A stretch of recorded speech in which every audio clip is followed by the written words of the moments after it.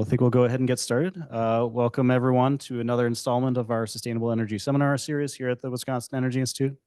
If this is your first time joining us for one of our programs, either here at WEI or online. My name is Scott Williams. I'm the Research and Education Coordinator for the Wisconsin Energy Institute and the organizer of this seminar series. The Sustainable Energy Summer is held every other Monday in the fall and the spring semesters, and our goal is to highlight the cutting edge research from across UW-Madison and beyond, and to showcase how different disciplines understand energy challenges and develop solutions. So throughout the series, you'll hear from folks in science and engineering, as well as social sciences and humanities, to learn about the ways in which they view sustainable energy challenges and solutions. This seminar is open to the public, but it's also a course for students in the undergraduate Engineering for Energy Sustainability certificate, as well as the Master's in Sustainable Systems Engineering. And it's presented in a hybrid format. You're always welcome to join us here at the Wisconsin Energy Institute or join through the Zoom webinar. For those who are joining through Zoom webinar, there is live captioning as an option. You can just click the show captions button on the bottom of the Zoom screen to enable that feature. If you do have a question, feel free to submit that in the Q&A box, and if there's an appropriate time, I'll flag down our guest speaker here today and interrupt, but we'll also have plenty of time for questions at the end. And if you're here in the room, Professor Lindley is willing to be interrupted for any questions that you might have. So I will walk around with the mic so that our online folks can hear the questions as well. So yeah, with that, I'll introduce our speaker for today. Professor Ben Lindley is an assistant professor in the Department of Nuclear Engineering and Engineering Physics at the University of Wisconsin-Madison. He leads the Reactor Technology Integration Group, whose core mission is to increase the cost competitiveness of nuclear power. And his group has two major focus areas. One is the development and improvement of nuclear reactor technology through design and modeling. And the other is the flexible operation of nuclear reactors and their integration with other energy systems, such as renewable and storage. So he'll be focusing on kind of a new class of nuclear reactors that is getting a lot of buzz from kind of a commercialization standpoint, and that's really small and micro nuclear reactors. So welcome. Well, thank you very much, Scott, and thank you all for joining today. And I mean it on, please do feel free to interrupt with a question or a comment or a discussion point at any point. I'm very happy to talk about nuclear reactors and give you a flavor of what we're doing, but also discuss their role in our potential energy mix, or their potential role in our energy mix. So things I'm going to cover today, sort of big picture for nuclear power with thinking about economics and costs. And then a look at two types of nuclear power that might be of interest. I say here to rural communities, but I mean, in general, ways that we might increase the deployment prospects of nuclear power. And these are small modular reactors and micro reactors. And I'll draw a contrast between what we mean by these and what the current nuclear generators in the US look like. I'll give some examples of what we're doing in UW-Madison as well. And I'm very happy to answer questions on what I'm covering, but I'm also happy to answer questions in general on nuclear technology. There's a lot of things we might discuss under this big, box of nuclear power, and I'm happy to go into any of that. I guess another couple of words of background for me. I am from the UK, as you can probably tell from my adorable accent. And before I was here, I worked in the private sector in the UK nuclear industry for 6 years, and I moved over to UW-Madison 4 years ago. So current nuclear reactors in the US look like this thing at the top, right? So I think this is a nuclear power plant called Byron, which is down in Illinois. So big conventional power stations, each one produces about 1 gigawatt of electricity, which is a lot. And you tend to have multiple on one site. So I believe there are 2 here, one in there and one in there. Those are the cooling towers. Inside each of the reactors is a core that produces 3 to 4 gigawatt thermal, right, from which you get 1 gigawatt of electricity. The core is about 3 meters in radius, maybe even a bit less than that, and about 4 meters tall. And inside the core, we have a whole load of nuclear fuel assemblies that look like this. So these are 17 by 17 or similar grids of cylinders of nuclear fuel called pins. So these are about 20 centimeters across, 4 meters tall, and there'll be a couple of hundred of those inside of a nuclear reactor. And then inside of each of those fuel pins, they have little pellets, which you can see about a centimeter in each direction, made of uranium dioxide, and those are put into long metal tubes. So the take home from this is that the core would fit into one corner of this room, right? It's not very big. It's incredibly power dense, right? 4 meters is about the height of this room, probably. This room might even be a little more than 4 meters. And then a few meters, yeah, so maybe this sort of area, and that's all the power. That's 1 gigawatt electric. So you get 100 of those, and you're talking about 10% or so of the US grid. It's, we can see how this would scale. But then reactors themselves, they're still very power dense, but then you've got to add in cooling systems and massive turbines, which are probably in that building here, and these cooling towers. And once you add all of that in, then you have this much larger structure all sort of pointed around this core in the middle. Now, in Wisconsin, we've had a few nuclear power stations, and we still have one. So there's still one which is near Green Bay called Point Beach that's operating. There's one called Kewaunee that ceased operation in 2013. So that says national gas, it should read natural gas. That's due to falling gas prices in the 2010s, meant a few nuclear power plants around the country, about 10 of them shut down for economic reasons, and Kewaunee was one of the victims. And then there was one, a small one that was old called La Crosse, and that shut down in the 1980s. So that one's long gone. Just a nod over to our neighbors in Minnesota.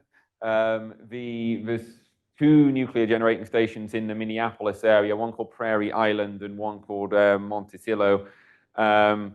You currently can't build new nuclear power plants in Minnesota, although there's a law against it, although they keep talking about changing now.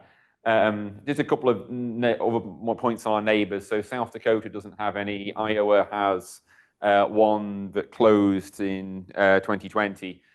And the one I've neglected to put a slide on is Illinois, and Illinois is the largest nuclear state in the US. It's got like, I want to say like 8 or something operating reactors. It's quite a few, including the one I showed on my previous slide. Right, so after all that, we've got 90 operating nuclear reactors in the US. There we go. Illinois has got 11 units across 6 power stations. In recent years, so yeah, going back to about 2010, several power plants shut due to cheap gas and variability in electricity prices. So shale gas revolution, really cheap gas prices in the US. Nuclear plants really weren't that much more expensive to generate than that natural gas, but it was enough. You know, it's a brutal capitalist system out there. If you're not cost competitive, even by a fraction, even by a few percent, then you go offline. Now, so when I started this job in 2020, the nuclear future looked a little bit bleak. 2020, operating nuclear power plants shutting down, some problems with building new ones that I'll come on to. There's been a dramatic reversal of fortunes, especially for operating plants in the last couple of years. So there were 2 pieces of legislation, one of which is a bipartisan infrastructure bill, and the other is the Inflation Reduction Act. They introduced subsidies to existing plants, and that, along with the rise in gas prices from the result of the Ukraine war, has flipped this over. So now there are currently plans to restart at least 2 of the ones that shut down. And restarting a shut down nuclear plant is not for the faint-hearted. It isn't just a case of sending the staff in and turning it back on. This is serious work. And the current plants are also thinking about how they drive even more power out of their existing plants, which means that they want to invest in that, because if you want to increase the amount of power that comes out of a reactor, you've got to do some work to justify that to the nuclear regulator or put new equipment in. So we're in the reverse situation now. Everything's looking very positive for the nuclear units. There's also planned closures that have been reversed. So Diablo Canyon's a power plant in California that was about to be shut, and then that was reversed. One of the things that's really come out in the last year or less is data centers. So they are driving surging electricity demand, and also there's big, rich companies who are prepared to pay a premium for secure power.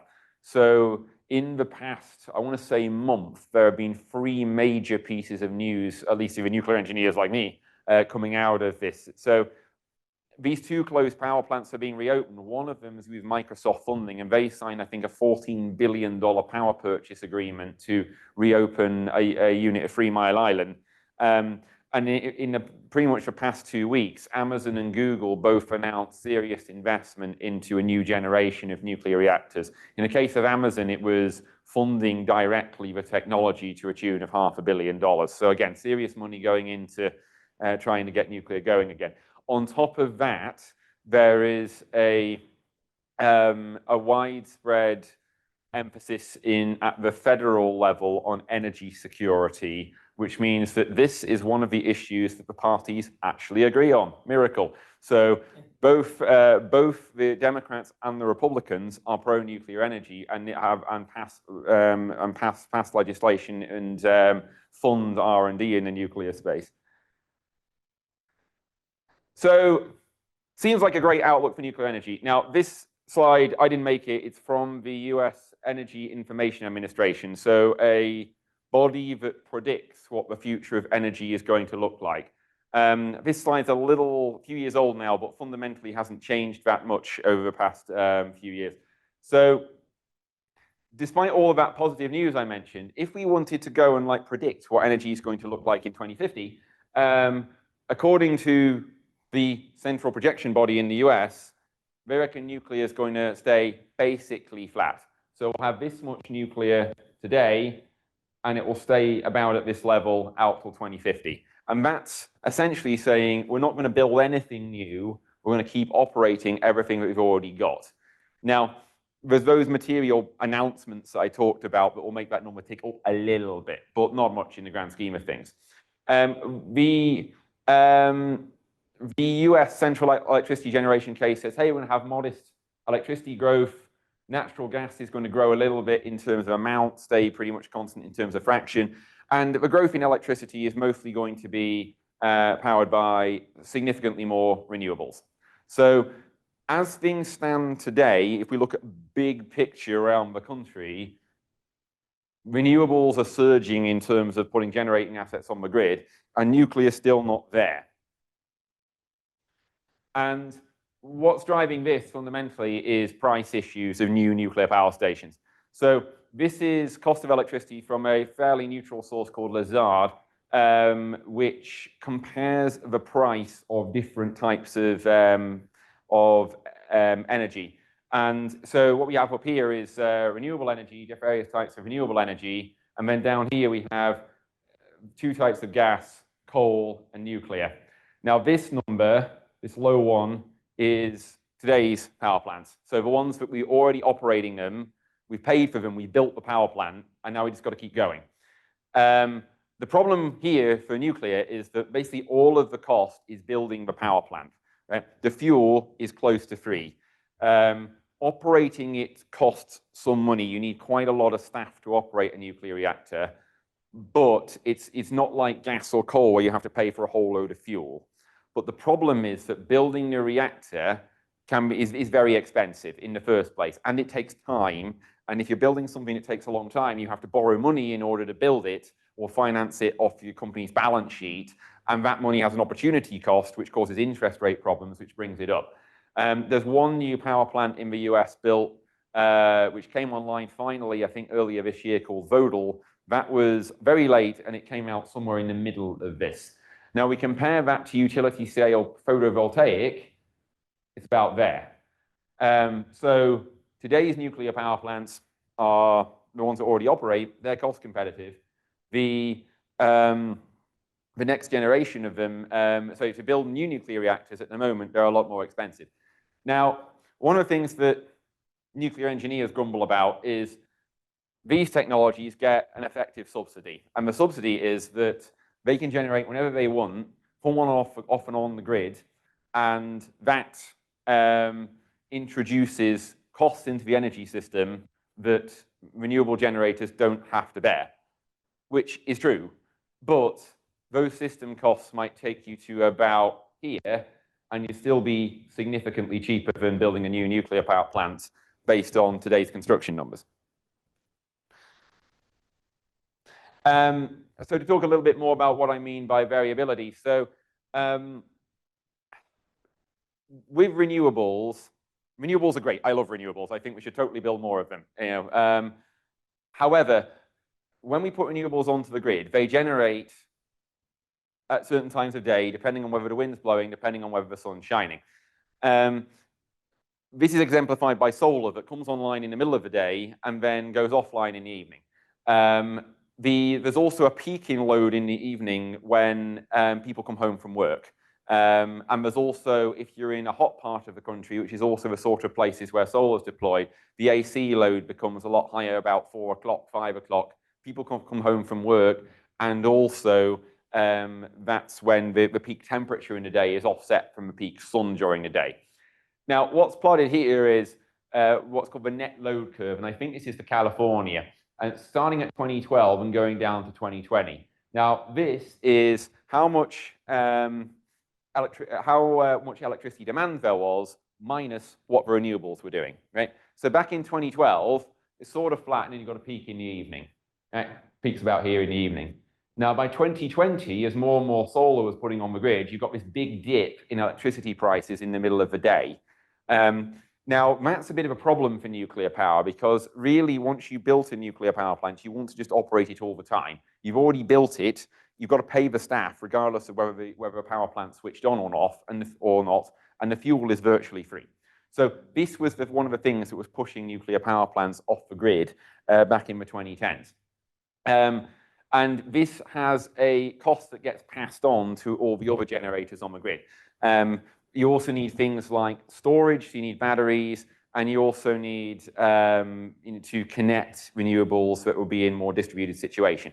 Now, there are various studies that have different numbers for this, but one of the things I'm showing now in the bottom is sort of the cost associated with these variability on one axis versus the penetration of VRE, i.e. variable renewables in the system, on the x-axis.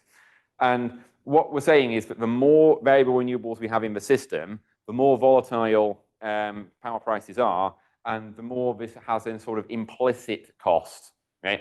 And that means that as we increase the amount of variable new renewables in the system, if we look at it from an overall system point of view, then complementing that with nuclear makes more and more sense. Incidentally, assuming that we're trying to do something about climate change, do something about energy security, take gas and coal off the grid, right? If you don't care about climate change, then just burn gas. And then roughly where this tends to land you from this roughly tends to land you from studies that I'd say are fairly neutral, is probably about 70% of variable renewable share in a future energy system. There are studies out there that will say we can do everything with renewables. There are studies out there that say it's lower than 70, but that seems to be where like mainline estimates seem to land. So this gives you a market for nuclear power, saying, so if I just go back a couple of slides, actually. Nuclear power plants are about here in terms of cost. This is too high. PV is about here, but we're saying we're going to add quite a bit of system cost here because we're going to have lots and lots of PV and eventually get to a point where it's more than half our electricity. Great, right? So we get to here, when we need to bring nuclear down and get it to a point where it can supply the rest of our energy system needs. And that's broadly where I'm going with this. Now, then we get to this point where nuclear power is expensive, right? Well, there's a caveat there. It's expensive in the West. So what I'm plotting here is capital cost of nuclear on one axis, and then location plant was built on the other. And all of these plants were built in the last 30 years-ish, I think. some of them much more recently than that. And if we could get to about here, $4,000 a kilowatt, so for every kilowatt of capacity the nuclear plant has, it costs $4,000, that would be competitive in the US, especially given this surge in electricity demand, right? And this is managed in Asia, right? United Arab Emirates, Japan, Russia, Korea, China, they all get these costs, right? Here's the West, right? UK, Finland, France, and in first place, United States, right? Cost of reactor. So more than, well, about triple what it costs in Asia, which is not competitive at current prices, as we've just seen. Now, that data point is a plant called Votal that was built in Georgia, and it came online in 2024. And we had 2 gigawatt electric scale power plants. It was very late and very over budget. And there's many reasons for this, which are well understood and agreed upon. As with all of these things, the challenge is doing it better next time. But in terms of what went wrong, we know what went wrong, right? Now, when you're building a nuclear power plant, well, so I'm a nuclear engineer. I deal with nuclear fuel. My research, a lot of it stems from neutrons flying around inside of nuclear reactors and producing energy. Great fun, right? Now, but the cost of my nuclear reactor isn't really that. What I'm actually building when I'm building a reactor is a civil engineering mega project, right? In fact, to be really specific, what I'm building is a post-apocalyptic grade concrete bunker that contains the nuclear reactor. A concrete bunker that is so secure that an earthquake could pretty much level the entire city of Atlanta, and this thing would still be standing. It can withstand a direct impact from a jumbo jet, right? That's the safety standard these things meet, right? And that is what costs all of the money. So we have a civil engineering mega project. Civil engineering mega projects are normally unhappy projects that go very late and over budget, regardless of what they are, right? There's currently a high-speed rail link called HS2 that's being built in Britain. I think it's gone up in cost about six times its original budget. It's very, very late, and they managed to build one section of the line somewhere in the middle of nowhere, right? Very, very standard thing that happens. Now, nuclear is particularly bad, even by mega project standards. I think it's second to the Olympics in terms of terrible mega projects. But fundamentally, this is a problem. And this is broadly on-site construction, right? It's getting a whole load of work crews onto a site for an extended period of time. Productivity is quite low. The people are quite expensive because especially given a lot of them will be away from where they normally live, right? Now, on top of that, several things exacerbated this, which are broadly like not very competent project issues. So the project was in general poorly managed. We hadn't built nuclear reactors for a long time, so the company building this reactor had problems meeting the safety standards, and they also had a sort of design that they'd sort of started building it, and then they had to build it a bit different to their design, but that meant that it didn't meet their nuclear licensing approval, so they had to do rework. And then one of the big ones is this one. They started building it when it was only 20% designed. And again, this is the sort of thing that often plagues mega projects. So often people want to get them built by a certain time, so they start building them now in order to finish the design in parallel with the construction. And then this almost always goes wrong, because if you start building it before you finish designing it and you have to do some rework on the design, then that means if you change the design, that can cause rework on the construction site, and that is really, really expensive, right? So we know now that we shouldn't do that. So all of those are ways that, I should stick on my other slide just for a second. All of those are ways that we could make a new nuclear power plant cheaper in the US if we were to do this again, right? If we were to build a gigawatt electric scale power plant in the US, we could probably do it better than we did at Votal by learning from this, right? Make the project better managed, increase the level of completeness in the design, and we've now built one, so hopefully we can talk to a regulator better than we did before, and we're over budget, right? However, this causes some problems building at this scale, right? So firstly, these plants become so big and so expensive that no utility in the US is big enough to digest them.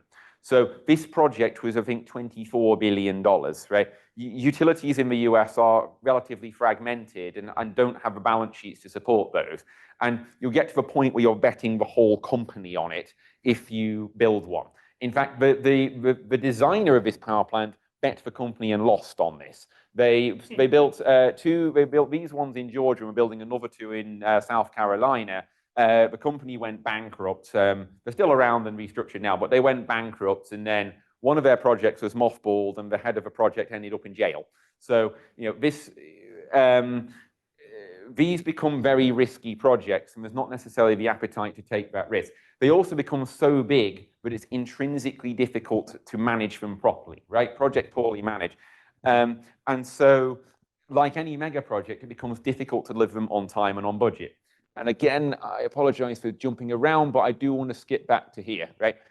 It can be done, right? It is possible to deliver these things on time, on budget, even though they're big projects.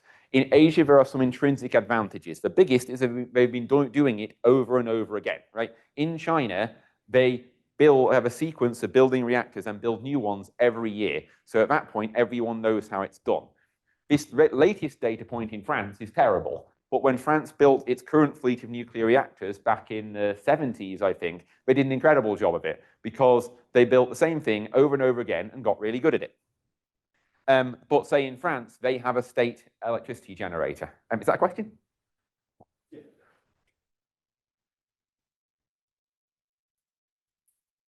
Yes, if the Japanese, Russians, Koreans, and Chinese are so good today, why are we trying to reinvent the wheel that they've already perfected? That is an excellent question. And there's a few intrinsic reasons why we might have to do something different here, right? There's a few of them are like intrinsic to the way America and indeed Britain and Europe is set up, right? We have lower working hours and pay people more, right? Which, I continue to want to be paid more. So, and I don't want working hours to be very long either. So, and I'm guessing that's the same with most people, right? So that's a difficult one to get around. The second is back to how our entire electricity system is set up, right? In the US, we have small privatized utilities, whereas in China, you basically have the state is effectively building the reactors and financing them. That's what France used to do. And similar story in Korea. So between those, there are reasons to believe we might struggle to do it. I will say in Europe, there's a chance that we will continue to build these large reactors. There's interest in large reactors and small in Europe. And that's broadly a result of more state involvement in the energy system. I've got a couple questions online, so I'll go kind of in reverse order that they came, but maybe the one that's more recent. Kermit asks, how well do the comparative cost analyses of different energy sources incorporate the environmental and social costs of carbon? To what extent does incorporating those externalized costs change the relative cost advantages of nuclear versus fossil versus renewables? That is a very, very important point. I have numbers for that, but not on the slides. So firstly, I'll say that one of the myths that gets thrown around is, I live in a nuclear LinkedIn bubble where everyone on my LinkedIn thinks nuclear is amazing and trash talks all the other technologies, right? And maybe renewable people are in their own bubble and hate nuclear. I don't know, because they're not in my bubble. But if you actually look at the numbers, renewables and nuclear are both really, really good at not killing people, having low embedded life cycle costs of carbon, so they don't need that much carbon to build, and having not taking much energy to build to generate a lot of energy, right? They all wipe the floor with fossil fuels. I can only offer my opinion on social cost of carbon, which is that we really, really ought to include it. And I think we find that nuclear renewables were a lot cheaper than fossil fuels if we were to include them. I can only say anecdotally from looking at the amount of damage that extreme weather events is causing the US right now, and we compare that to some of the differences in costs in electricity between these things, I really doubt that it's worth it to continue to generate fossil fuels, but that's just my opinion. I haven't run the numbers on that. And then an earlier question, I think when you were talking about there's broad support for nuclear energy, the question was, is there any pushback from certain parties whose interests are tied to the fossil fuel industry? I don't have enough information to answer that question. I'm guessing that every generator wants to push their own technology, so, but I don't know anything else, sorry. That's all right. Yeah, okay, I'll keep going. So in the US and in Europe, and to be fair, in lots of parts of the world, there's also a drive now to try and build reactors smaller in order to improve the economics, right? And broadly, and this word that gets thrown around is small modular reactors. And broadly, you're trying to do two things. I'll probably start with the second one first. Standardization, have one design and stick to it. Build it over and over again, exactly the same, with the same supply chain, same people, and same manufacturing process. That is known to work, right, in general. If you standardize something, you bring the cost down. PV is a fantastic example of how they managed to do it. And so it's pretty much indisputable this is a good idea, right? And you can do it with big reactors. It's just you have to build a lot of big reactors to achieve standardization. And if each one's costing you $10 billion, then you're going to struggle to build 10 of them because you need $100 billion and no one has $100 billion. So you'd struggle with that. But so that way. And then modularity, the idea here is broadly to build as much as possible in a factory and then ship it to the site. So in factories, productivity is high, things are cheap and efficient, and they can easily be optimized. And then the idea is to do as much as possible in your factory and as little as possible on site. And that should bring your costs down. And by making a reactor smaller, it's more amenable to that because more of your components can be transported around. It's particularly beneficial for countries with high labor costs for on-site construction, which is back to the question on why do this in the West, because we have high labor costs for on-site construction. I will say that the company building Votel attempted to do this, but they didn't manage to fully implement it. So this is known and it works. This one is we need to prove that we can do it. Right? There is one industry in the US that has done this, which is the submarine reactors, right? The military builds reactors and puts them onto nuclear submarines, and they came down in cost by building lots of them, and they are built in a factory. In fact, the data on this slide, so this is what a quantification of what I just said. If you build more and more things, then they come down in price if they are the same, right? And I apologize for the low resolution of this graph. It was this low resolution in what I nicked it from. But what this shows is the cost, I think, of the submarine reactors as they went out. So by number 10, they'd got down to 70% of the cost of the first one. And this effect is called a learning rate.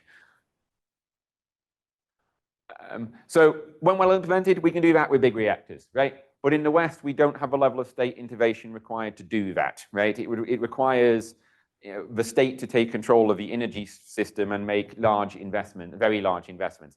So, and the large reactors become too difficult to finance privately. So the logic chain goes, a small modular reactor is small. That means I can finance it. That means I can build one, and then I can build the next one, and then I can build the next one, which means I built lots, and therefore I brought the cost down. And so we think that a well-implemented small modular reactor program could at least match a well-implemented large reactor program and be a good thing to do. And one example in the US, which is the most mature design, although it's not currently winning the race to actually be built, is a company called NuScale, which is based out of Oregon. And one of the things that's quite cool here is I think they have an MOU with Dairyland Power to evaluate the potential of their technology. And their idea is we're going to build up to 12 modules, which we can build in a factory and take them to our site. And we're going to put all those modules in a pool and operate them together as one power plant. Their cost numbers, their target costs are competitive. It's yet to be proven, but it has some of these features that I've been talking about that could bring down costs. I will say that right now they were trying to build a power plant in Idaho, and they couldn't get enough subscribers to build the power. The utility eventually canceled the project.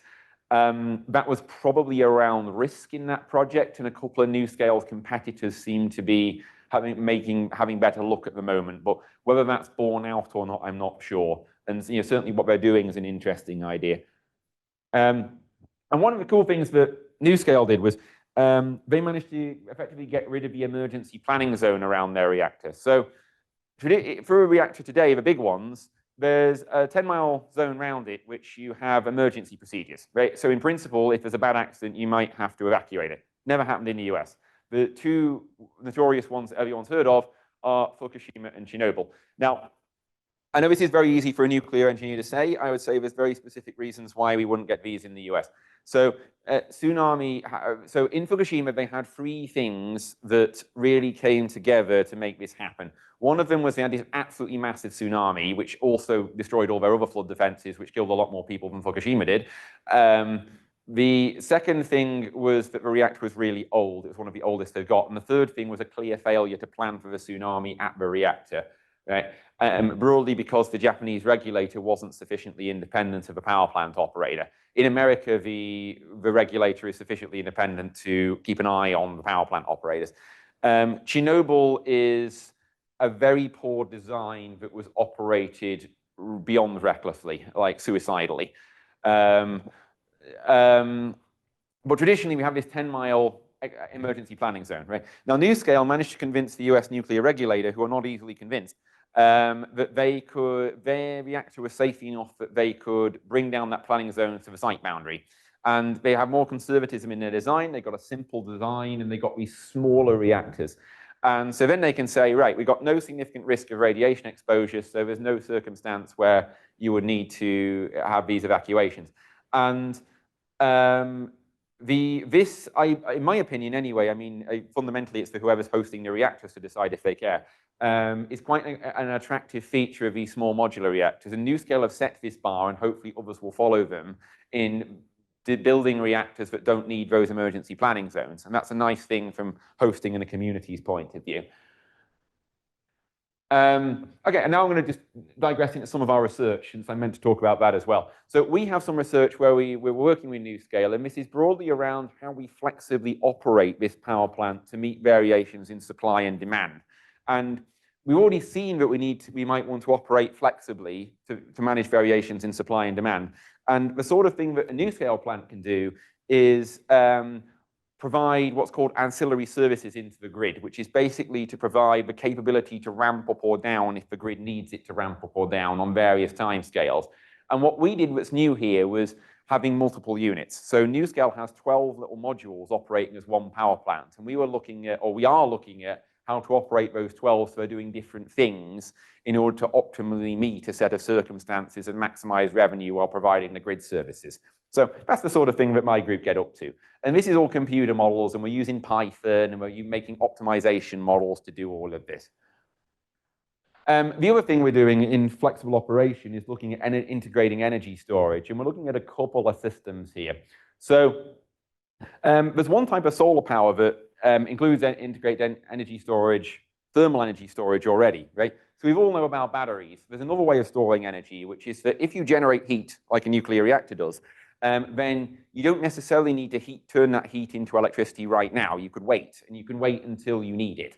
And a scheme that is commercially deployed in the solar industry is concentrating solar power, where you have a whole load of mirrors, reflect the sun's light onto a receiver, you pump a molten salt or liquid salt through that receiver, and it heats up. And then you have this massive tank of hot salt. And you wait, so you do that in the middle of the day, and you wait around while all the PV is making the electricity price really cheap, and you sort of feel smug about it. And then in the evening, you turn this heat into electricity by pumping it through a heat exchanger, then using that heat exchanger to heat up a working fluid and send that through a turbine, right? Now, we are looking at firstly using those schemes in nuclear power stations and optimizing how you would operate that. And that's a thing that the industry is looking at as well, but we do some studies on to quantify the cost benefit of it. And we're also looking at whether we can integrate nuclear and solar within the same power plant. And we have another scheme where we're looking at nuclear solar integration as well. We have a different type of concentrating solar power called parabolic trough, where we're looking to heat up some of the working fluid again in a nuclear reactor using solar, and then couple those in to get better efficiency and allow the plant to ramp its power output. And in these, we're also working with one of the nuclear reactor companies to make sure what we're doing is sensible. And one thing I'll say as well is this is a collaboration between nuclear engineers at UW and renewable power people. So I work with one of my colleagues, Professor Wagner, who is an expert in solar power. So that's been fun as well. So I can learn a bit about solar power as well. One idea that's got a little bit of attention recently is the idea of sticking nuclear power plants on coal sites. And so the idea is that we really want to get rid of coal-fired power stations if we can, because they're bad for the environment, but that's bad for the community that hosts the coal-fired power station. And so can we put a nuclear plant on the same site, you reuse the grid connection? So grid connections are a big issue when trying to build new power plants, possibly reuse the cooling water system there. And one of the things we're doing is collaborating with a university in Wyoming to look at this, and in particular around the site that is currently being, which is currently doing this. So there's a plan to build a demonstration reactor in Wyoming that is next to an old coal-fired power plant, and we'll reuse the grid connection. Okay, so that's small reactors. I'm now going to go on to the other thing I promised I talked about, which is microreactors. So these are a different animal again. So the idea here is to go down from, so a big reactor is a gigawatt, a small, in inverted commas, reactor is a few hundred megawatts. A microreactor produces a few megawatts, and the idea is you can transport the whole thing, you can make the whole thing in a factory and then transport it to site in something like a truck. And this is a big business, or big sort of development business in the US at the moment, with several companies trying to do this. The drivers for it, actually, do I have drivers? Yeah, I'll start with drivers and then come back to the field. There are some very compelling use cases for this, which are driving the development. One of them is a resilient power source for remote communities. So if you live in northern Canada or Alaska, then you need the power to stay up, to stay alive in winter because of the cold, right? You need your heating to go. And your power probably comes from a diesel generator. And getting the diesel there is really expensive. Right? So if you can get a nuclear reactor there, the reactor could really be quite expensive and still compete with a diesel generator. The other thing where it's really well suited to is space missions. There's serious money being pumped by the US into developing space reactors to go in space, and in order to do things like put lunar bases or missions to Mars. And there's companies working on meeting those requirements. Do I have a slide on this? Yeah, there's another application actually, which is the military, which I don't think I managed to get on my slide here, which is the military is really interested in microreactors in order to transport them to forward bases and things. And the reason for that is because fuel supply lines are a major source of casualties to the army. So if you can have a nuclear reactor and you can operate it at where the soldiers are, then it means that you don't have to ship as much diesel around, which reduces casualties. And so I believe they're pretty close to testing a reactor that could be used by the military. And what I've actually got on my slide is, this isn't a new idea, it's been done. So there was a nuclear reactor that powered McMurdo Station in Antarctica for several years, and that's what's shown. The military also had a reactor program the Army did in, I want to say, the 60s. And they did have a reactor and they moved it around and they operated it, but the program was cancelled at that time. I believe these ones in Antarctica and Greenland, at least one of them, they relied on this. If it had gone down, then they didn't have an alternative source of power and it stayed up. So again, it's been done. One of the things that makes these reactors a bit different is that they tend to use a special type of nuclear fuel, which is called TRISO.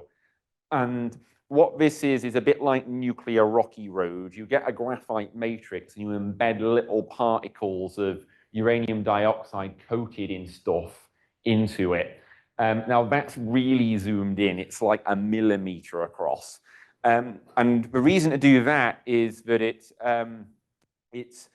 very robust. So it's very robust at high temperatures. It doesn't melt. It's very difficult to get any of the irradiated stuff out of that.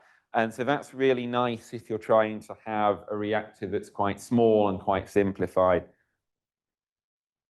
Oh, sorry, I did have a military slide. I was just in a different order than I thought. So yeah, transport to military bases is a serious application. And one of the things we've seen in nuclear power, and indeed in a lot of other technologies, is that military uses can often come first, and then can get their technology proven, and then we can get them into the civil arena as well. Now, there are differences between what you can do for the military and what you can do for the civil sector in nuclear that are quite important, but we can still see how that might go about. And then the other use of these reactors that I think is well worth mentioning is reactors as it stands pretty much all produce electricity. Most of our energy use isn't actually electricity. Other key ones, industrial heat, transport, so your car, and then residential and commercial heating, the furnace in your basement. Now, in principle, what nuclear reactors do is they make heat that you turn into electricity. It's basically a giant kettle, except instead of having like your electric induction thing inside it, it's got nuclear fuel which gets hot, right?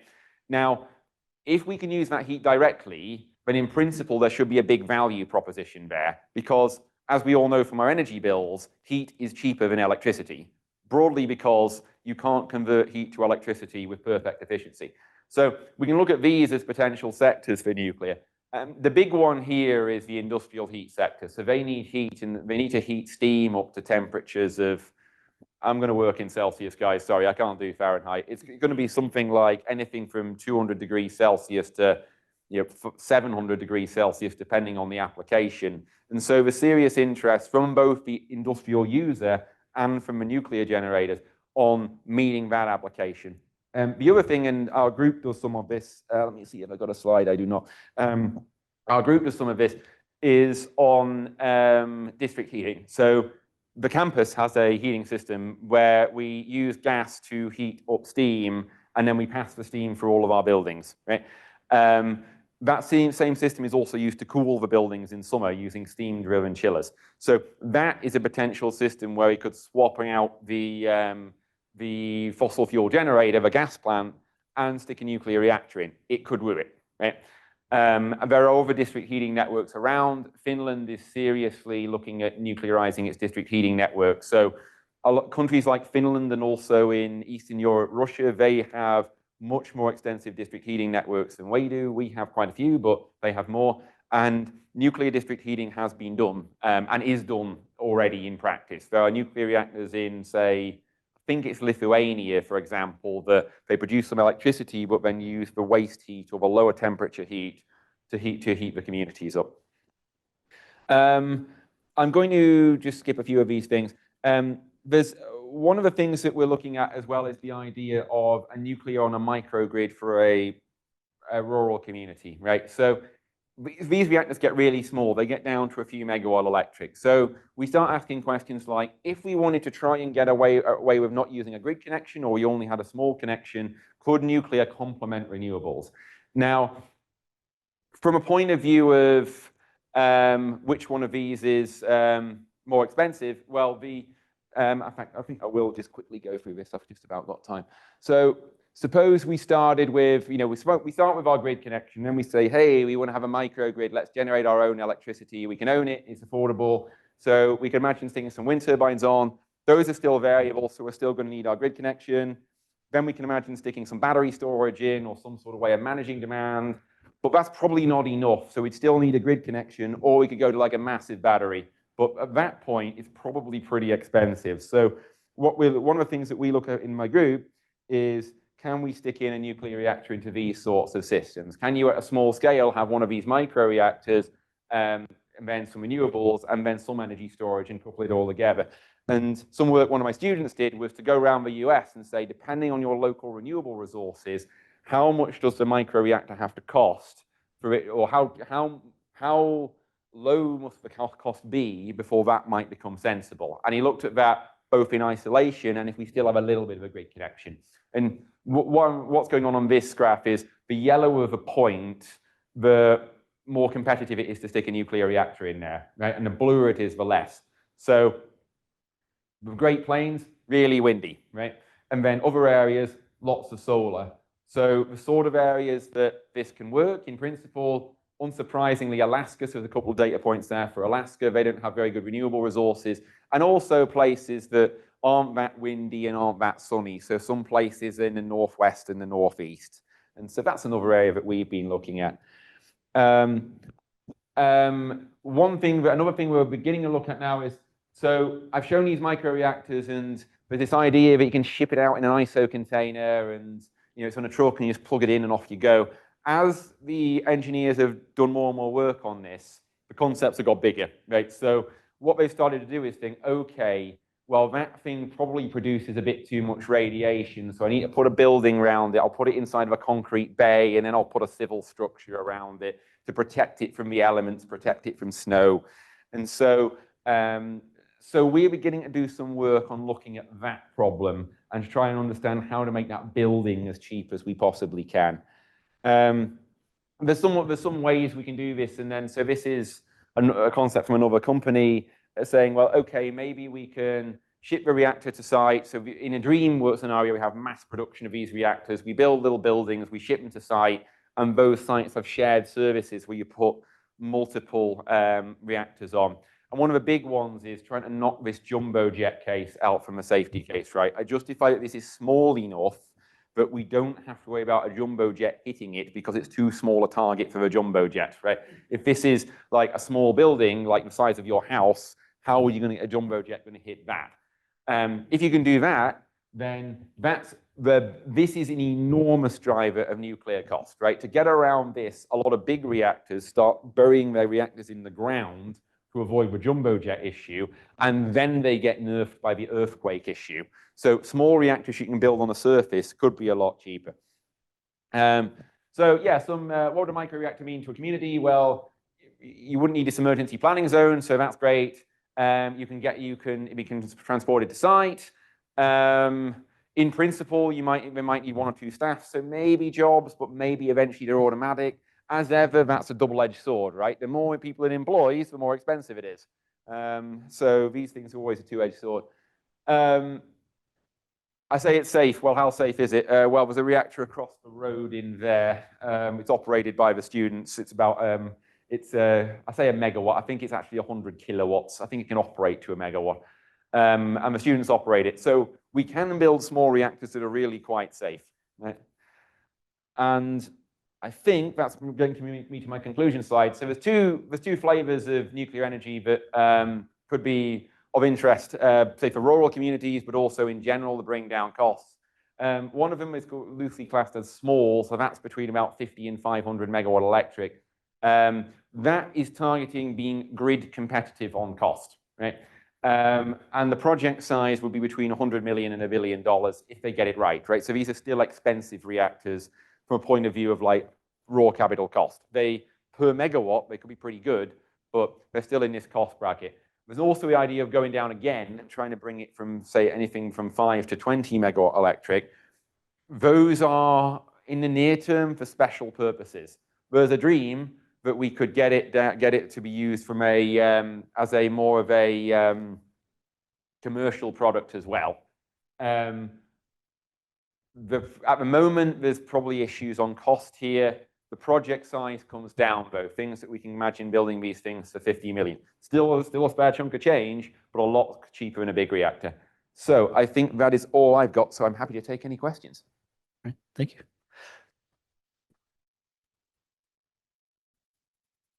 So I've got a few questions online. I'm going to try to combine them as much as possible. There's a few different ones centered around waste.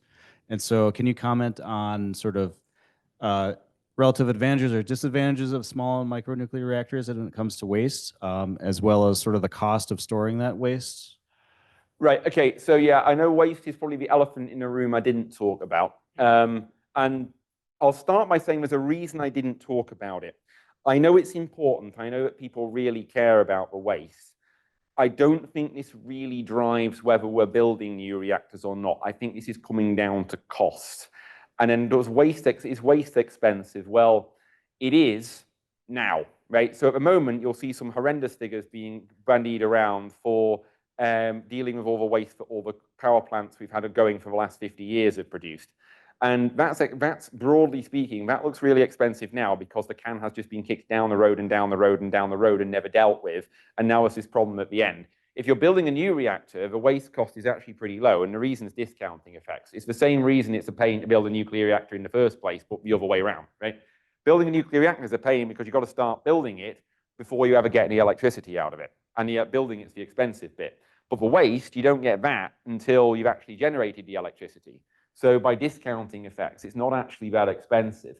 Having said that, there's then the question of what you do with it, which is a whole can of worms in of itself. Now, how much waste do these produce? To first order, it's basically the same as for the current reactors. They all produce roughly as much waste in proportion to their power. Waste is broadly split into two categories. One's what you call low-level waste, which is basically stuff like personal protective equipment. It goes into a jumped-up landfill site. It's quite high volume, but it's pretty easy to deal with. The painful stuff is the high-level waste, which is the burned fuel. Now, that is really small in terms of volume. It's like in the country we have, what was the figure I heard? It's like a football field worth, or maybe it was a couple of football fields, or maybe, I can't remember. It's not that much, but it's in volume, but it's hot and it's nasty and it lasts a long time. Now, there's two ways of dealing with that, one of which is to put it in a disposal facility. The US was attempting to build one in Nevada, but that project has been long on hiatus and will never happen. And broadly speaking, because Nevada doesn't want it and they can't force Nevada to take it. The solution, if we want to dispose of it that way, is to consent-based siting, right? So find a community that is willing to take it. Now, that can be done, and it has been in other countries. So in Finland, they have a waste repository that is opening this year, and that was done through a consent-based siting process where you work with communities, give them all the information, and also economic incentives to host, right? Now, that's going to be a long and difficult road in the US. It is in principle possible for most of these fuels to recycle them. There are two issues, and recycling them means we get a lot more juice out of a fuel, like a lot more juice. If we operate certain types of nuclear reactors in certain ways, we can get 200 times more out of a fuel than we currently do. The reason we don't is back to economics. It's because it costs more, like not twice as much, like 10% more, and we don't do it. There's also a related problem that it is in principle easier to divert material for nuclear weapons if you have recycling schemes. The arguments there are a little bit complicated, so I don't have time to go into them. I would still say so that in America is a big reason why we don't reprocess. In other countries, it's probably more economic. Sorry, here, I'll just turn off the ceiling mics. Is this mic?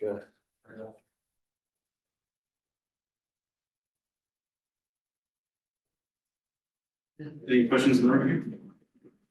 Yeah, one of the problems with conventional size nuclear plants is the question of insurance, which can't be undertaken by the private sector at the present time. Is that also going to be a problem with the mini and modular smaller reactors as well? I believe that, so my understanding, and I'm not an expert in this, but my understanding is that the way nuclear insurance works is that the operator of a reactor is legally required to take out the maximum level of insurance that they can in the insurance markets. And then anything above that is borne by the state, right? And this is an international, governed by an international treaty. So there's two special things about this, right? The first is this level of liability, and then the state takes the rest. And the second is that the people who are responsible for the power plant are the operators, not the people who built it, not the people who sold you to it, but the people who operate it. Now, to my understanding, that regime is not altered by this situation, right? With the microreactor, the treaty would still apply. The operator would still have to take out the maximum level of insurance, and then the state would govern anything above it. The one where that would change is fusion power. I don't think the treaty applies to fusion power. But there is this level of private insurance that is theoretically available. I believe the plants have private insurance. It doesn't cover everything, but it covers to a level, and then anything above it, the state bails it out. Mm-hmm. Are the reactors that are being considered for the small and micro design, are they all high pressure containment designs? That is a good question. I didn't have time to get on to that, but the short answer is no, they're not. So NuScale is an example of a high pressure containment design. Although the containment is quite small. So the reason I ask is that what drives the concern about running a 747 into the reactor? Is it the high pressure containment that's the problem, or is it just? I would, well, I would just, yes. Okay, so the few big pieces of that question. So firstly, NuScale does have high pressure containment, although its containment is this, right? That's the containment. The building around it, I think, is the thing that's dealing with the aeroplane. It's smaller containment than, say, some small reactors fundamentally look the same as the big ones in terms of having high pressure containment, which is, if I can get all the way back, nearly there. That thing, that is high pressure containment, right? So some of them have them. Some of the advanced reactor designs we didn't have a chance to talk about today, but for example, the one that's funded by Amazon and the one that's funded by Google do not have high pressure, pressurized containments, right? There's a whole new set of designs out there that don't have high pressure containments, and we'll probably use that to, like NuScale, justify why they don't need emergency planning zones. And the way they do that is to use coolants other than water, right? So in these reactors, water takes the heat away. It is like a kettle, water comes through and takes the heat away.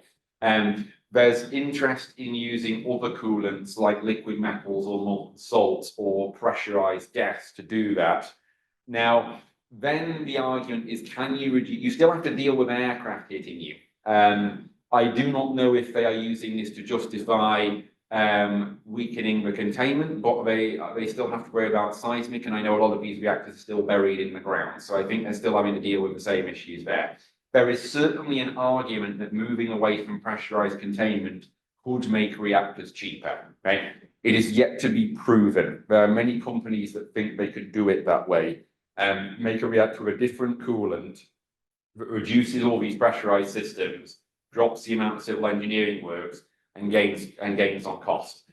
To do that, you've got to put up with all the problems you've got from your different coolants, right? Now, broadly speaking, if you're a gas coolant, the problem you've got is that your reactor is now very big. Now, the UK operates commercial gas-cooled reactors. It works. It was not cheaper than the US ones. If anything, it was more expensive. But the people, again, want to optimize that. There's no known problems with the UK ones, but they're being iterated.